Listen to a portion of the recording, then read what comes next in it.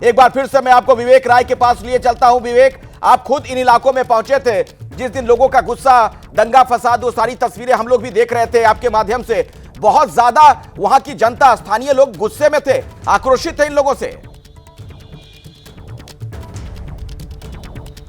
जब बिल्कुल लोगों में काफ़ी ज़्यादा आक्रोश था, और आक्रोश इसी बात का था कि जो दिन दहाड़े जो लोग हत्या कर रहे हैं, इतनी बड़ी संख्या में जो लोगों का हुजूम वहाँ मौजूद था, बड़ी संख्या में पुलिस वहाँ मौजूद थी, और उन सब के बीच जो ये हत्यारे हैं, इन्होंने एक युवक को गोली मारी और उसके बाद लोगों के आंखों के सामने से वहाँ से गायब हो गए और पुलिस उनको नहीं पकड़ पाई। इस बात का बड़ा रोष था लोगों में, और उसी रोष को कहीं ना कहीं 14 तारीख को हमने देखा कि एक बड़े उपद्रव के रूप में बहराइच के अलग अलग जगहों पर जो उपद्रव था वो देखने को मिला, और उसमें स्थानीय प्रशासन के ऊपर भी लोगों का बड़ा गुस्सा था। जिसके बाद हमने देखा पुलिस पर कार्रवाई भी हुई, जो स्थानीय थाना अध्यक्ष थे हरदी के, उनको भी हटाया गया। उसके बाद अब सीओ के भी हटाने की जो कार्रवाई है वो चल रही है। और इन सब के बीच एक बड़ी जानकारी जो वहां पर लोगों ने बताई कि यहां पर 1996 से यहां पर जो ये मूर्ति विसर्जन का जो काम है वो चलता था, वो शुरू हुआ था, और 1996 से हर बार जब ये जो समय आता था तो यूपी पुलिस के साथ साथ यूपी पीएससी को भी तैनात किया जाता था, और यूपी पीएससी हर एक छत पर, हर एक घर पर वहाँ मौजूद होती थी। लेकिन इस बार की जो घटना थी, वहाँ के जो लोकल थाना अध्यक्ष हैं उन्होंने सही तरीके से डिप्लॉयमेंट नहीं किया, वहाँ के जिले की पुलिस ने सही तरीके से पुलिस का डिप्लॉयमेंट नहीं किया, पीएससी का डिप्लॉयमेंट नहीं किया, और जिस कारण कहीं ना कहीं ये घटना जो है देखने को मिली। और इन सब के बीच जो बड़ी चीज़ ये रही कि जब ये घटना शुरू हुई तो पुलिस, जो जिस संख्या में पुलिस को वहाँ मौजूद होना चाहिए था, उतनी संख्या में पुलिस नहीं मौजूद थी। 2-4-10 की संख्या में पुलिस मौजूद थी, और जब एक तरफ जब लोगों ने एक दूसरे पर पत्थरबाजी करनी शुरू करी तो पुलिस का जो रवैया था वो कहीं ना कहीं काफ़ी कुछ ढीला ढाला था। तो इन तमाम चीज़ों से लोगों के अंदर जो नाराज़गी थी वो देखने को मिली, और 14 तारीख को जो उपद्रव हमने देखा वो उसी नाराज़गी का वो था कि जो उपद्रवी थे, जिन्होंने लोगों पर लाठियां चलाई, जिन्होंने लोगों पर पत्थरबाजी की, जिन्होंने एक युवक को जान से मार दिया, वो कैसे पुलिस के सामने से फरार हो जाता है। पुलिस बिल्कुल, और उसके बाद जब वो फरार हो गया तो बहुत ज्यादा लोगों में गुस्सा था। लॉ एंड ऑर्डर को लेकर किस तरह की दिक्कतें हुई थी वो तस्वीरें भी लगातार हम दिखाते रहे थे। बड़ी संख्या में लोग सड़कों पर निकल आए थे, लाठी डंडे लेकर। पुलिस और प्रशासन के खिलाफ भी नारेबाजी लोग कर रहे थे। उसके बाद से पुलिस लगातार चुस्ती दिखा रही थी और इन्हें पकड़ने की कोशिश कर रही थी। आज आखिरकार ये पकड़े गए हैं। रामगोपाल मिश्रा को गोली मारने वाले आरोपी से एनकाउंटर की सूचना। अभी की बड़ी खबर एबीपी न्यूज पर आप देख रहे हैं। मुठभेड़ में आरोपी सरफराज और तालिब दोनों को गोली लगी है। दोनों का इस वक्त अस्पताल में इलाज चल रहा है, लेकिन हमें जो जानकारी वहां से मिल रही है, सरफराज की स्थिति बहुत गंभीर है, यानी क्रिटिकल, बहुत नाजुक हालत में है। वो नेपाल भागने की फिराक में था मुख्य आरोपी सरफराज, लेकिन उसे पुलिस ने पकड़ लिया। वहीं पर मुठभेड़ हुई। जो अभी तक की सूचना है उसके मुताबिक नेपाल सीमा के पास जो हांडा बसेहरी नहर है, वहीं पर पुलिस के साथ इन लोगों की मुठभेड़ हुई है, आमना सामना हुआ है। उसके बाद गोली चलाई है पुलिस ने, जिसमें ये जख्मी हो गए हैं। अभी वीरेश कुछ और पता चल पाया कि क्या हालत है इनकी, सरफराज और तालिब की?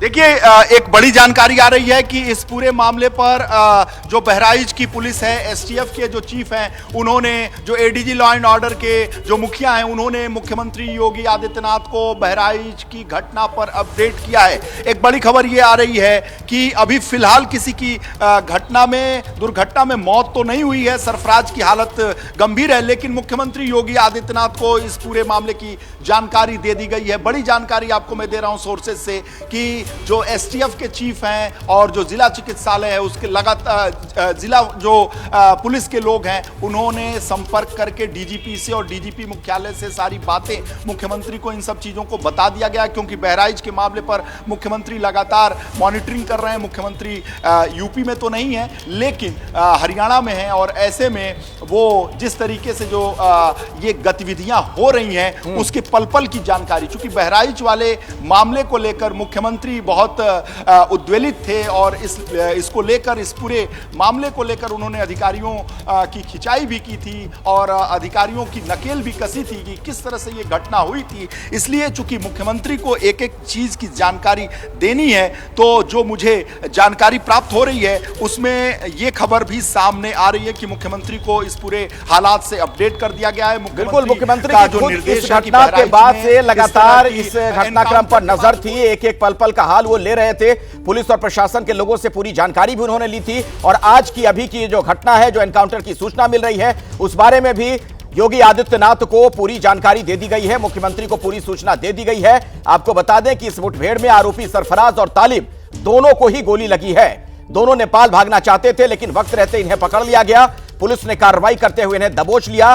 पास में नेपाल सीमा के पास एक नहर बहती है, हांडा बसेरी, वहीं पर बताया जाता है कि एनकाउंटर हुआ है, मुठभेड़ हुई है, जहां पर इन दोनों को पुलिस पर जब इन्होंने हमला किया तो फिर पुलिस ने भी गोली चलाई और दोनों इसमें जख्मी हो गए हैं। फिलहाल अस्पताल में भर्ती हैं। और इस वक्त मेरे साथ परवेज जुड़ गए हैं, मेरे सहयोगी, जहां पर इन दोनों का इलाज चल रहा है वहां पर परवेज मौजूद है। परवेज, वहां से क्या अपडेट है आपके पास, क्या जानकारी मिल पा रही है अस्पताल से? देखिए, ये लोग जो है नानपाड़े भागने के सरफराज और उनके साथी है नेपाल भागने की फिराक में थे। अचानक रास्ते में जो है पुलिस को देख करके इन्होंने फायर किया और फायर के जवाब में लोगों ने भी फायर किया। दोनों तरफ से फायर होने लगे और जिसमें सरफराज और उनका एक साथी घायल हो गया, जिसको स्थानीय अस्पताल में भर्ती कराया गया है और दोनों का इलाज किया जा रहा है। अच्छा, अभी उनको लेकर कुछ और पता चल पाया है? चूंकि जानकारी ये आई थी कि सरफराज की हालत बहुत ज्यादा खराब है, गंभीर है। जी हाँ, उसकी हालत ज्यादा खराब है, क्योंकि जो है मुठभेड़ में मारा गया है और ये भाग रहे थे बाइक से। इसी वजह से बाइक से गिरने से भी और गोली लगने से भी जो है ज्यादा उनकी गंभीर हालत बनी हुई है। तो बाइक से भाग रहे थे ये दोनों, ये एक और जानकारी हम आपको दे दें। उसी दौरान मुठभेड़ हुई है, पुलिस ने इन्हें पकड़ने की कोशिश की, लेकिन उसी दौरान एनकाउंटर में इन दोनों को गोली लगी है। सरफराज की हालत ज्यादा गंभीर है, दोनों को फिलहाल अस्पताल में भर्ती करवाया गया है। अभी की बहुत बड़ी खबर, बहराइच कांड के मुख्य आरोपी के साथ पुलिस का एनकाउंटर, मुठभेड़ हुई है और तालिब को, सरफराज को, दोनों को ही गोली लगी है। सरफराज की बहन अभी इस मामले में क्या कह रही है, अपने दर्शकों को सुनवाते हैं। वाली हूँ, मेरा मायका महाराजगंज में है। रविवार को जो वहाँ दंगा हुआ है उसमें जिस आदमी की मृत्यु हुई है उसका इल्जाम मेरे पिता और मेरे भाइयों पे आया है। मेरे पिता का नाम अब्दुल हमीद और मेरे भाई का नाम सरफराज अहमद और मोहम्मद फहीम है। उस दंगे के बाद 14 तारीख को एसटीएफ की टीम मेरे घर पहुंची और वहाँ केवानागंज पहुंची, मेरे ससुराल, और वहाँ मेरे घर की तलाशी ली। तो वहाँ कोई नहीं मिला तो वो लोग मेरे पति ओसामा और मेरे देवर शाहिद को लेके चले गए। उसके बाद से उन लोगों का कोई अता पता नहीं चल रहा है।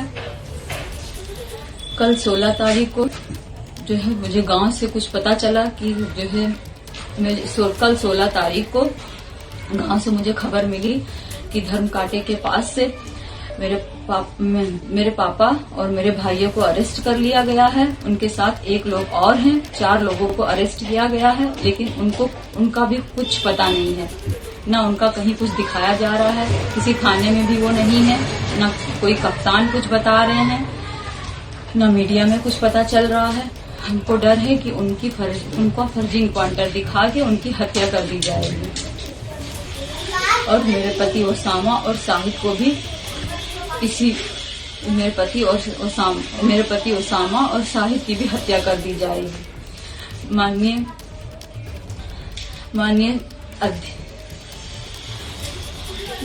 क्या निवेदन करना चाहेंगी आप? हम माननीय अध्यक्ष से निवेदन करना चाह रहे हैं, प्रधानमंत्री जी से, मुख्यमंत्री जी से निवेदन करना चाह रहे हैं कि हमको डर है कि उनकी हत्या कर दी जाएगी, इस वजह से उनकी सुरक्षा की अपील कर रही हूँ। तो रुखसार इस महिला का नाम, आपको बता दें कि उनका यह कहना था, सरफराज की बहन है, कि उन्हें डर है कि उनके परिवार के कुछ और लोगों का भी एनकाउंटर हो सकता है।